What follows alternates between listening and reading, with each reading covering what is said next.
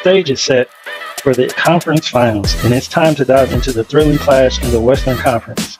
Get ready as the mighty Nuggets go head-to-head against the formidable Lakers. The Nuggets come in as a favorite at a -165, while the Lakers embrace their underdog status at +140. Let's rewind to the regular season where these Titans clashed 4 times, each claiming victories on their home turf. However, where it gets interesting, the Lakers managed to edge out the competition with a sneaky +5 point differential. That's right, they outscored the Nuggets by a mere 5 points across all 4 games. Impressive, isn't it? Keep in mind, this was all before the whirlwind of trades that shaped the current Laker lineup. Picture this, the last showdown that Denver won, well, LeBron James, Anthony Davis, and even the rising star Austin Reeves were nowhere to be found on the court. Now, as these two powerhouses collide in the conference finals, brace yourself for an epic showdown.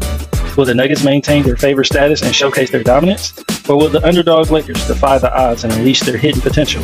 Buckle up, folks, because this series is about to rewrite the script and redefine basketball history. Going right into Game 1 of the regular season, a game in which the Nuggets won, we pick up in a sequence of plays where LeBron is about to commit his 3rd turnover in a row. Why, you may ask? Well, due to the length of the Nuggets.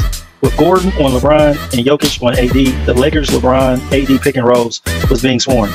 I anticipate this will happen in the matchups today when they face off. What you want to keep in mind, though, is the other players on the court may be slightly different. D'Lo and/or Schroeder will be on the court in place of Pat Bev. With the resurgence of Lonnie Walker, he very well may be on the court too.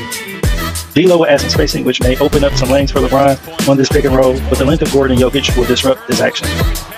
On the other end of the court, the Gordon-Jokić pick and roll works much better because Denver, at least at this point of the season, has more scores and can occupy an entire side of the court without additional help.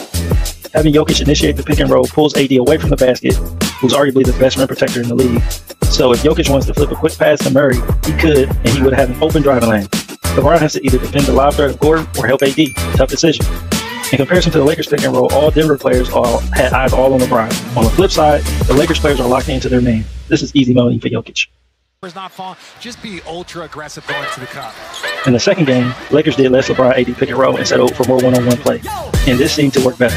Even LeBron, who's a vet in the game, can still beat you off the dribble and or bully his way to the hole or do what he does here and just shoot right over the top.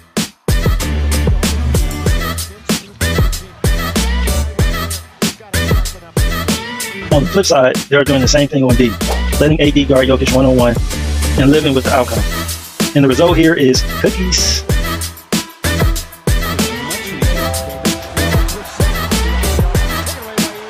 In Game 3, AD is out of the game at this point due to an injury. The Lakers goes back to the pick and roll action, but this time with Thomas Bryant. But in the series, it's either going to be Rui or Vando. With Lonnie in the short corner, Jokić doesn't respect him as a pick and pop threat and sags back, giving LeBron room to ramp up and go downhill and ultimately dot that eye. LeBron with a fadeaway.